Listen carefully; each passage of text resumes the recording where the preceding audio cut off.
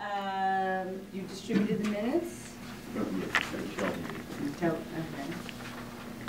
So everyone had an opportunity to review the minutes? I make a motion that we accept the minutes. All in favor? Aye.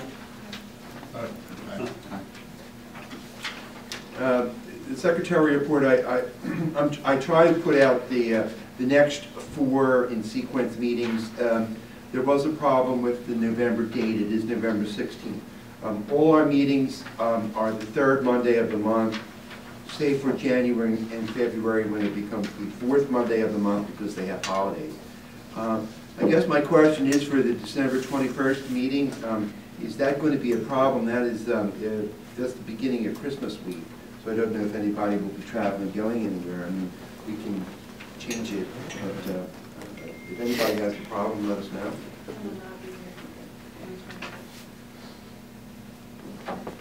Anyone else? It's going to be up to the chair if you think maybe we should cancel it. We can make a decision, I guess, sometime. I guess we can get closer. I feel like if we move it further out, then we'll have the same problem. Well, why don't we as we get closer, we'll get a consensus of the commissioners and the staff. And that will be the secretarial report. Okay. I hope you all received an email from me today about scheduling an orientation meeting, a commissioner orientation meeting. I know for some of us it's long overdue, for some of us it's probably about time, and for some of us it will be a great refresher. You know, Kelvin and I talked about this, and we know that there will be a new administration in the beginning of the year. We don't quite know what will happen with the new administration. We think that the commission will remain in some configuration, and we can talk about the conversations that we've had. But it seemed that we need to have an orientation, and we'll see what happens in the new year. So we would have an abbreviated orientation just to kind of get us all a little bit on the same page. To that end, we thought that a weekday orientation might be helpful. It's hard to get folks out on Saturday, and as we get into November and December, I somehow think between the weather and the holidays it becomes a little bit more difficult. To that end, I sent out this doodle poll, which hopefully is easy to use, that essentially I was suggesting, after consulting with Kelvin, the Tuesdays and Thursdays throughout November.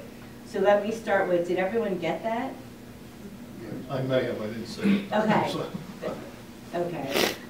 So for now, it seems that 4 of us are available on Tuesday the 24th, which is probably 2 days before Thanksgiving. How does that seem to folks? Do you want to either commit to that date or look at that doodle poll, look at the dates I proposed when you get back to your computers and vote that way? Would that be better than to suggest we just call it a day now? How many people? 4 people have responded, so there's only one date for which all 4 of us are available. Tuesday before Thanksgiving? Yeah. It's okay with me. It's also okay with me. I can't do Tuesdays. So. Okay. It was one of our new members. We should adjust to... Well, I don't want to adjust. Everybody else is good on that other day. I'll tell you what, let's do this then. Let's go back to the doodle poll. If folks would try to take a look at it, and we will work on getting the consensus for a meeting, hopefully sometime Tuesday or Thursday in November. Commissioner, what's your availability? Just Tuesdays bad? Mondays and Thursdays are great for me. What about the Monday before the regular meeting in November? Is that a problem? The night? The 16th, I think, for November? So you mean a longer session, as it were? That could work. Is that Monday? Yeah. And how does it work in space? Your space here. We could probably work that out. Okay. If they don't have an event here, I'm sure they'd let us use this one, sure. Okay. I mean, we can have just it in thinking lieu we of check meeting. with Sure, absolutely. All right. I'll check. Are you, I mean, we can have it in lieu of our meeting. Sarah's usually hard for you to get here earlier, isn't it? I can do From work? early that day. all right, so why don't we, because in case we have to end up canceling the one around Christmas, why don't we call for it 4 to 6 instead of 3 to 5? And then we'll lead into this meeting, and depending on what Calvin thinks about other guests that may be attending, we'll decide what we need to do with actually having the meeting. So, Monday, November 16th, 4 o'clock, 4 to 6, orientation in this room. We'll be sure to let Bishop Bronson know by phone, rather than email. And Mujeeb. Yeah, Richie. Okay. I'll let you know. Perfect. All right, well, very good, very good. The other thing is, so Kelvin was planning to go over some of the police department directives. Some of that may not be new for some of the commissioners. What else, and I know this is kind of a broad question, but what else would you like to hear about? You're planning directives, a little bit of the organizational history. Sort of just a brief overview of oversight around the country, what different models are, things like that. Like you said, I'm thinking of this as really an abbreviated version of what we've normally done with new commissioners, which usually spanned it, 4 or 5 hours or a day after a new session. I think it does make sense to wait and see what happens into the new year. We might get some additional appointments on the first and second.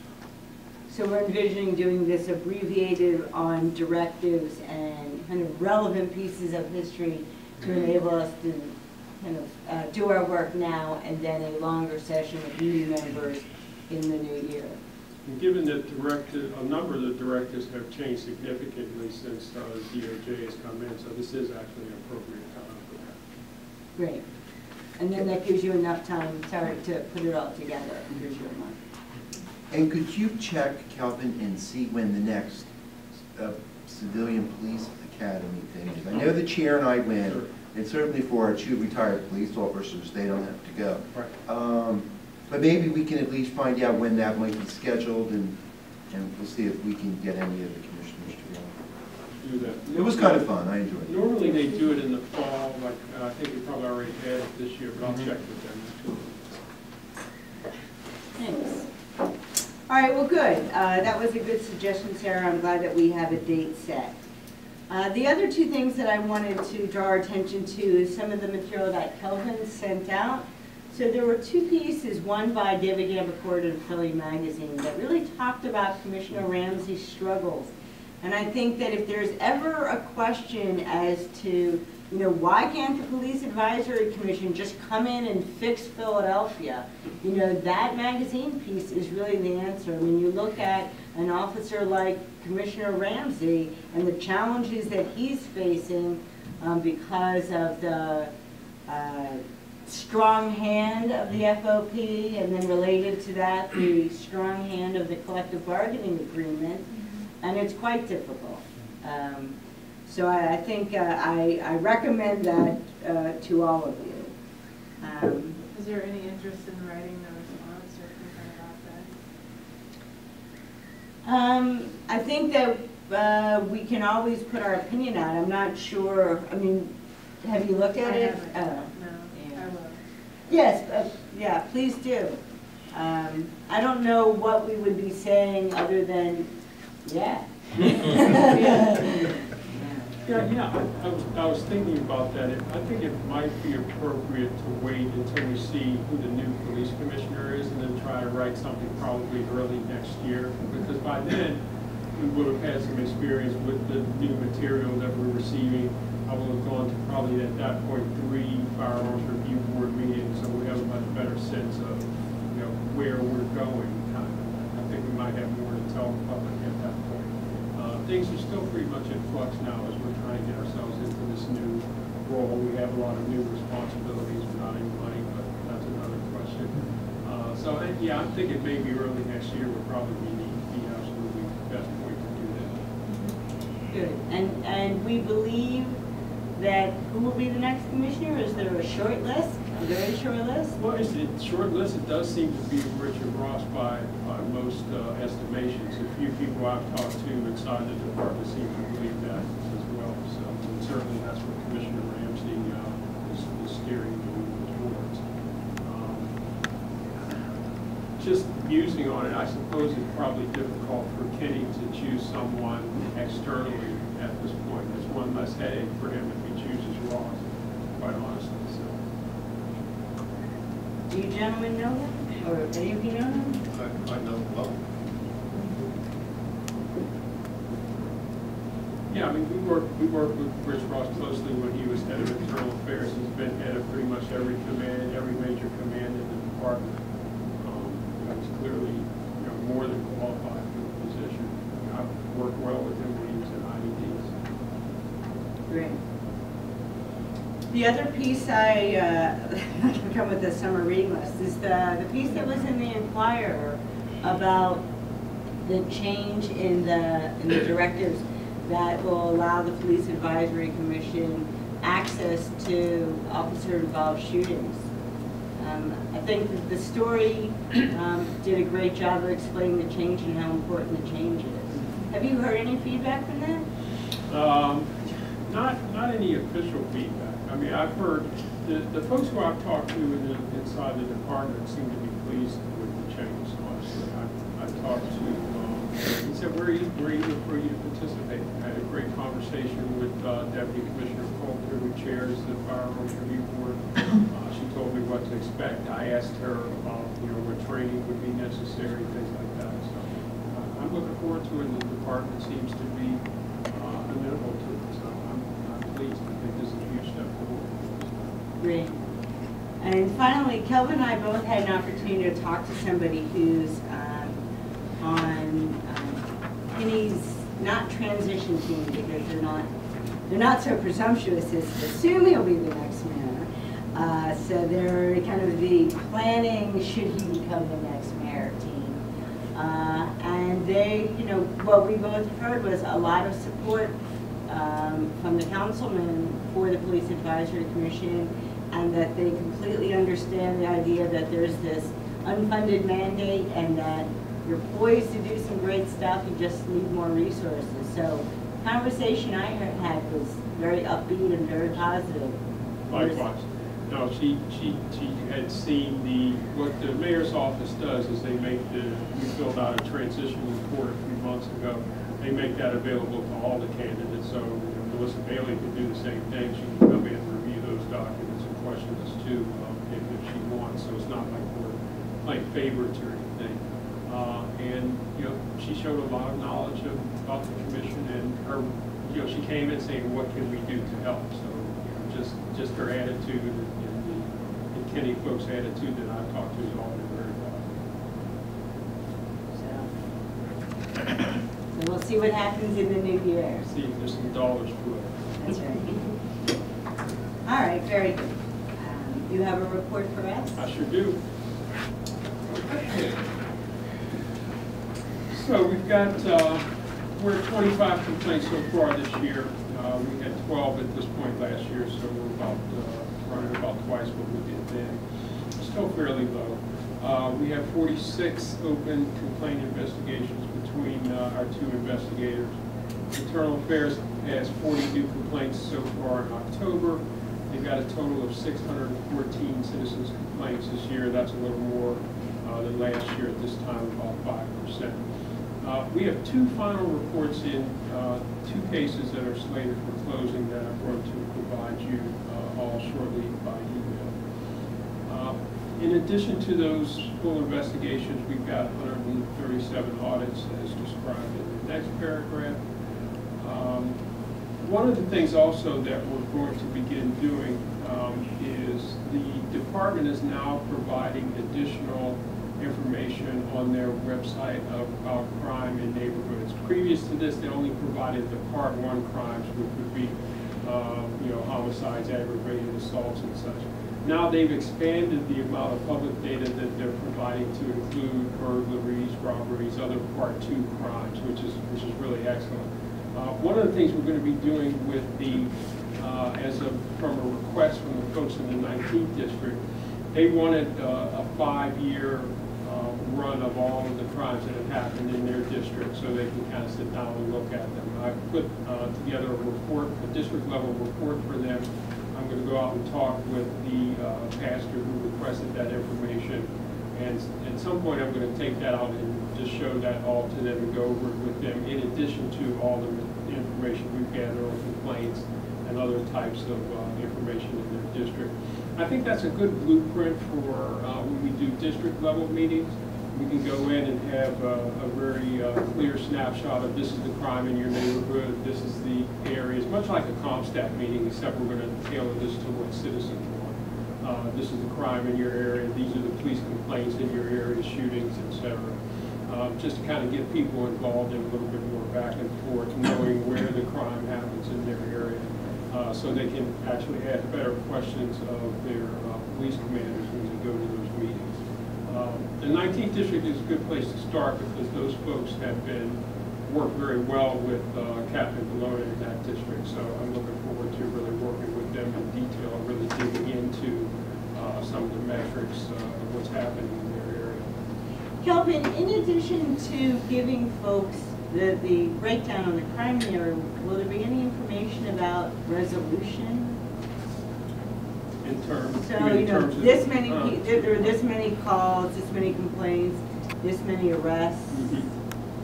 Yeah, we can. Yeah, actually, we can do that. I'd have to dig a little bit deeper for that because the department right now only releases the front end. These are the cases that have come up, and I don't know what the dispositions are necessarily, but we could do that. Yeah.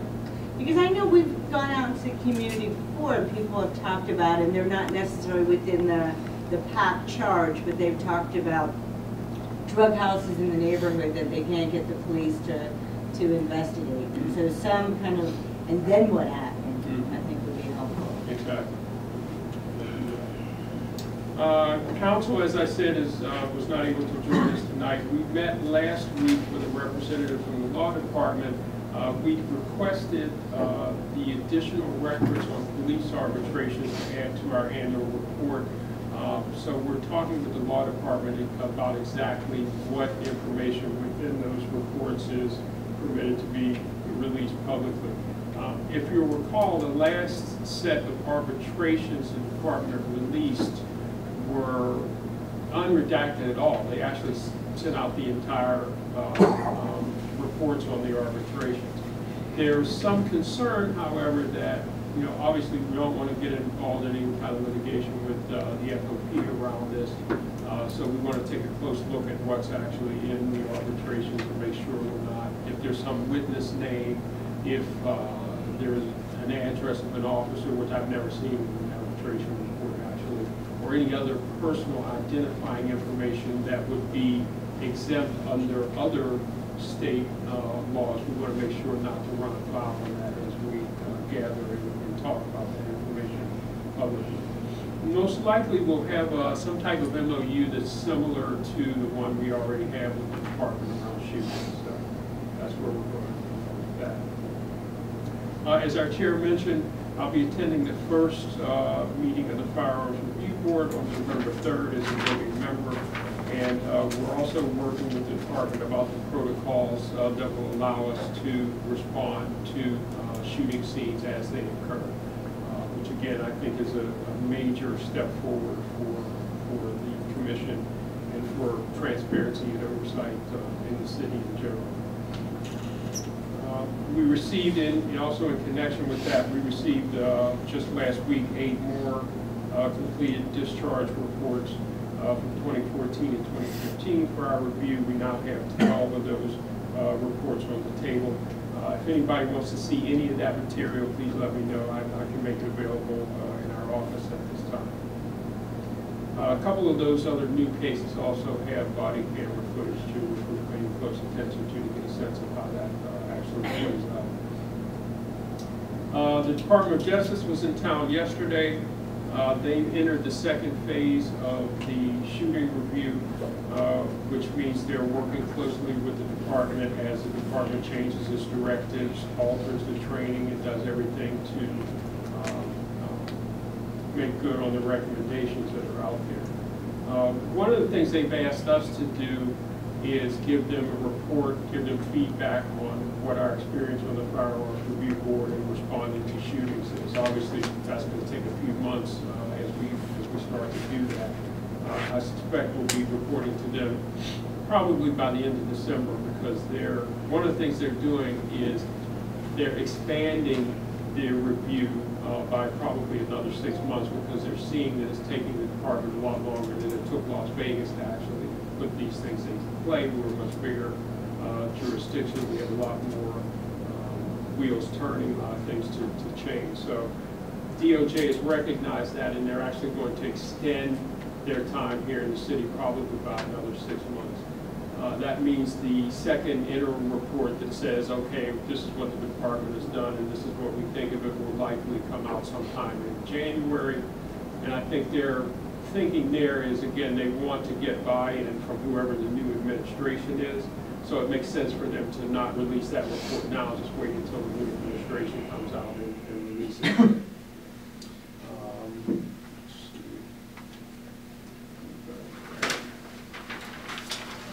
Okay, we the entire staff went to the NACO conference on October 4th, October 8th, all four of us, yes indeed.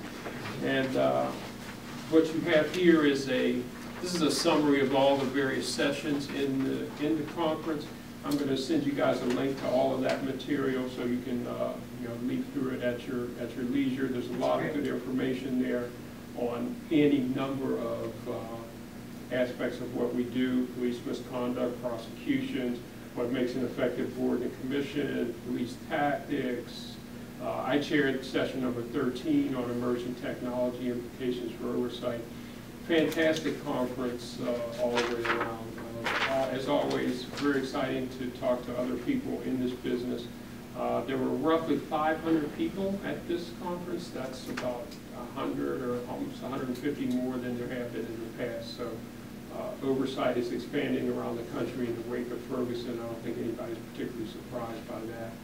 We had a lot of newer, smaller jurisdictions who are either at the ground level of putting oversight into play, or some who have had oversight now for about a year or so are now just sending their board members and their staff people to learn from the rest of us around the country. So we had a great conference. And if anyone from staff wants to pipe in about their experience, please do. Yeah, I did a lot of tweeting. So Yes. you'll see on our Twitter site, different references that were made at different points during the conference. And one of the sessions that I especially liked was the one dealing with the body cam, because you got to see, I actually showed footage, and how it impacted police handling. Because it has more than dealing with just complaints. It also deals with being able to teach later. Like they had one officer, they used that to tell officers, okay, if there's a car with 4 people in it, don't call for backup. Don't be, and other things that you wouldn't think of that come up and that can lead to problems later. It could have been worse, in different in different encounters and all. So by having these, you can kind of be proactive before you get into a situation that escalates into something worse. Very good. I think you talked also about showing us something on body cams at the orientation meeting. That'll be a good time maybe to look over some of the footage and some of the cases we have, so you can get a very contemporary view of how the cameras are viewing what they're seeing and how they're playing into the investigations themselves. I had a question about the body cam. Yes. I heard that there's, after like a certain amount of time, like maybe a month, I think it is in Philadelphia, that body cam footage is no longer admissible, or they just kind of delete it off their database to make room for more body cam footage. Is like, do any of you know what the current like expiration date of those camera footage, of that camera footage is in the city of Philadelphia? You're gonna think I planted that question. That's a good question. Funny you should ask. It seems like a sincere question. Well, no, you're exactly right. One of the key points, and we did discuss this some last month, but it's certainly appropriate now. One of the key points is how long will Philadelphia save the footage that comes from these cameras? The pilot program that we put into place in the 22nd district only kept the footage for 15 days, but again, the protocol that they developed for that was really limited to the pilot program, so it's difficult to say what the department really is contemplating for the actual policy itself. But clearly 15 days is not going to be enough. Frankly, 30 days is not going to be enough. The ACLU's model policy, I believe, recommends at least a year, if not more, because if the footage is to be, and now that's in instances where the footage is not already being retained in connection with some incident, arrest, use of force, shooting, anything like that. In those instances, it will automatically be preserved for as long as possible. But let's say, for example, I have a complaint that I want to file, and I don't file it until 45 days, 65 days later. We would want that footage from the officer, if it's appropriate for whatever the incident is, to be able to be retained and looked at. One of the things I found in looking at the time it takes from an actual incident to the time people file complaints, it's actually a lot shorter than I thought it was. Most people, 70% of folks, file complaints within 30 days of the original incident, and that's actually a lot tighter than what I thought it would have been originally. Still, we have a 175-day limit for time for cases to be investigated. So at some points, even though a person may have filed a complaint, it may not get assigned and then actually into the hopper of some investigator for some period even beyond that. So clearly we want to think very carefully about how long we want to save this footage. Lawsuits could be even longer. Certainly you got, 2 years statute of limitations for a lawsuit from an incident date. So again, if we want that footage to be usable in that circumstance, we're going to have to retain it for a lot longer. But that's obviously costly. And just a few things I've heard from the commissioner so far, I'm a little concerned that they're not going to save footage long enough. So we want to make sure. The other big point is, in addition to how long the footage is saved, is when can the officer view the footage in connection with either an incident or a complaint investigation or something like that. Commissioner Ramsey and Commissioner Bratton have both taken the stand that they don't want to play, the quote is, they don't want to play gotcha with the officer, so we're just going to let them view the footage. The problem with that is essentially a legal one. The legal protections that officers have in the major cases are geared towards objective reasonableness of what the officer saw at the moment, not what he changed his report to say from when he viewed the footage. So in the legal, in fact, the one I would tell you to take a look at number 26, section 26 went over this in some detail as we looked at the body camera policies in New York. I believe there's a really good study out of Phoenix, Arizona as well, looking at that. And so there's some question, and this is all still very much up in the air because a lot of jurisdictions are still just formulating their policies and figuring this out. Some of the transit authorities have different policies and approaches toward this, but the key question remains, when do we let officers view this footage, either in advance of writing a report, after writing a report? One of the suggestions that I think that has some merit is to allow an officer to, you have an incident that, I arrest someone, I've got footage, I write my report, then afterwards I view the footage that came from my camera with my supervisor. So if there's a difference in what I originally saw and what I originally wrote and what the supervisor says, then you can adjust the reporting in connection with the supervisor in looking at it. So then it's not like the officer just changed his viewpoint because he saw something different. So there are a number of ways that people are trying to handle this. This is all very much new for everyone here, so I think that's something we got to pay close attention to. Boy, I can see Nisa Morris redacted report problems with all of that, really. Right. You could just see it coming. Exactly. So this is not easy stuff by any means, but I think it's important that we weigh in on how this is going to go forward.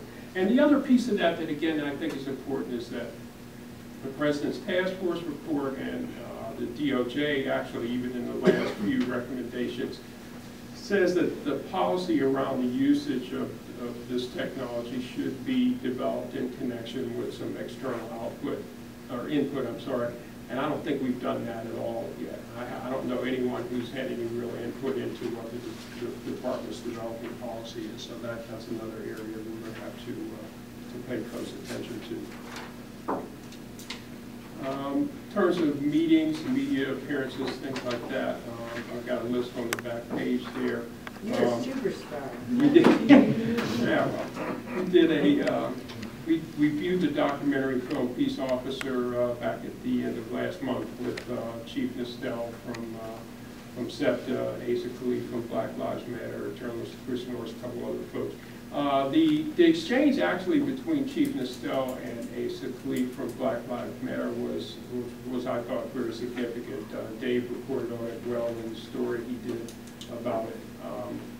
I was disappointed that the department did not send a representative there. I mean, I think that was an important moment where we can all discuss these very difficult issues and with using a documentary film as a setting instead of some incident that's going on. So I think that was a missed opportunity, frankly, on the part of the department.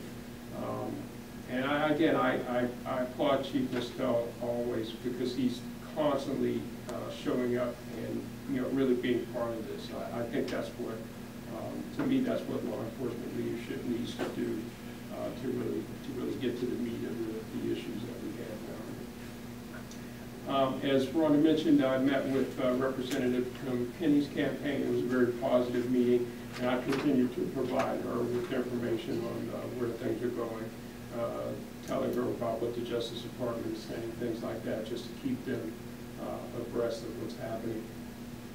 I moderated the session, as I mentioned earlier, on police use of emerging technologies. We talked all about license plate readers and DNA and evidence and all sorts of stuff like that. Also did a radio interview on the DOJ report last week with River Mark Tyler from Power. I'll be doing another one tomorrow morning at 8 a.m. talking about the changes to the Firearms Review Board and what that means for PAC and for the police department. Let's see. Oh, I did a panel discussion this weekend, this past weekend with the folks from RISE here on youth violence prevention. Not many kids there, but again, still we talk to the folks who show up, and so we did have a very good exchange around a number of issues with kids and police and violence. Attended that with Chief Inspector Dales from the South Division. And he told some very interesting stories about how, as a kid, he was actually picked up by someone on highway patrol who he ended up working with years later, who ended up getting fired too after a while. So that was people were very riveted by that very personal testimony from him. And again, much like the documentary film, I was pleased to see in that instance the department took advantage of an opportunity to discuss things face to face in a very human way, to humanize our police officers and show people that they had the same experiences that you do in our streets. So that was very good. Doing a couple data-related things towards the end of this month and in early December. There's a Data and Civil Rights Conference in Washington, D.C. I'm going to present on a panel there. And a similar panel later in December on the future of oversight at University of D.C. Law School in December.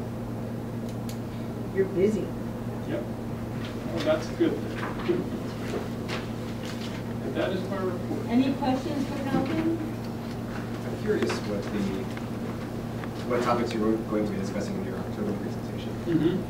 We're going to be talking about mostly how open data is affecting police department, how you can work with large chunks of data that come out of the police department in terms of, for example, when we went down this road, we took all of the complaints and took a look at them for both what the type of complaint, who the complaint was against, everything except identifying information for the officers and the complainants, put that together in a database and left it in a form that other people could manipulate and use.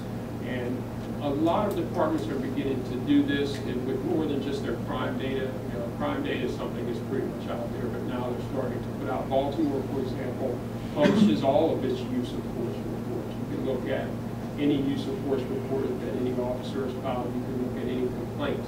Complaints in around not knowing how many people are called in the various police departments, 18,000 or so, actually shoot each year. So we're going to be talking about how that all operates at a national scale. So that should be a very good conversation. That's great, thank you. Yeah. And I have a question. In regards to the videos, when officers are actually allowed to do the videos, what is the policy surrounding, in relation to, with regards to officers involved in shootings, when an officer has to file a report on that shooting? Now, good question. Now, any critical incident or any incident where there's some use of force that's being examined or shooting, that footage automatically goes in. You download that immediately into the evidence locker or wherever it is they hold it. The officer does not have access to that until the point where I think the investigation actually happens. Once that happens, I think that they can view the footage most likely with their FOP representative. I believe either in preparation for the questioning or at some point in there. And again, that's a very critical point. I actually work as a private investigator, and when we make apprehensions, we actually have to, in 24 hours, we have to write a report on everything that happened. Yep. So, obviously it goes towards where everything is fresh in your mind. Everything is like fresh in your mind, so you can have every single detail and you won't deter from the actual video. Exactly.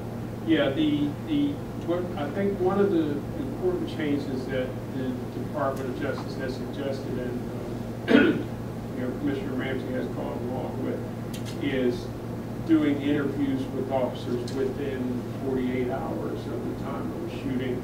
And then, obviously he has that 72-hour rule, barring some other incident, he's going to be naming the officers, et cetera. So they've really pushed that process forward. I mean, in the past, and I'm sure Bill knows, but there have been large gaps in the time between an incident to when we actually got to question the officer. And that depends in part on the declination by the district attorney's office that they have no prosecuting interest in that particular incident. But the way it's being changed, and this, as you ask this question, I think we're going to go over this in some detail when we do our briefing. What we're trying to do now is split those investigations up so the administrative piece can continue without the actual DA's declination even at that point. So there's still some talk back and forth between the DA's office and internal affairs in the department on how that exactly is going to work. But the idea there is to allow the administrative investigation to proceed in parallel to whatever the DA's do. But you want to make sure, of course, to balance the officer's rights and things like that in the midst of doing that. That will be a fight. Yes.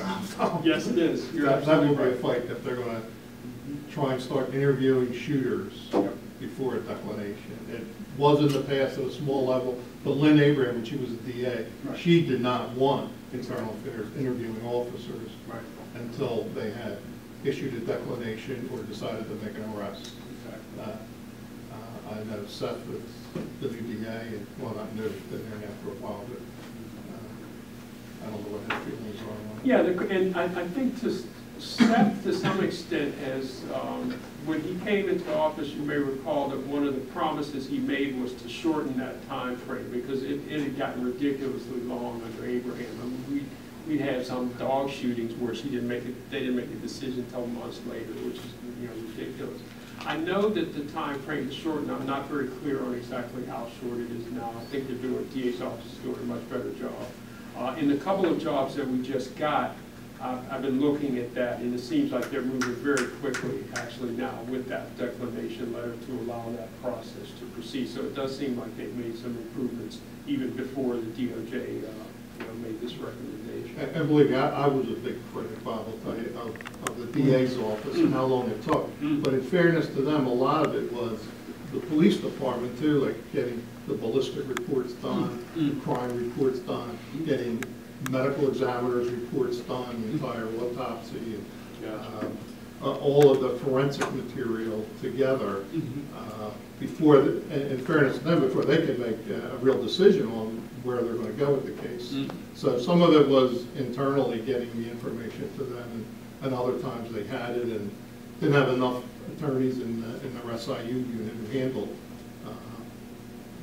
all the internal affairs cases. So on top of all the other cases they're handling, now they're getting shootings on top of it. So it was a pretty big workload. So hopefully they have more attorneys there that will help cut back on it.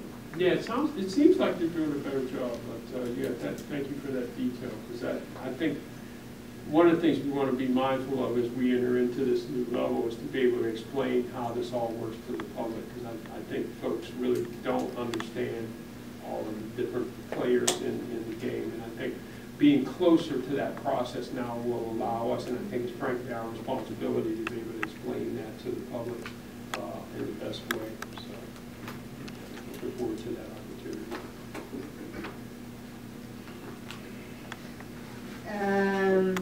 So our report of council is she's in France. Conference in France.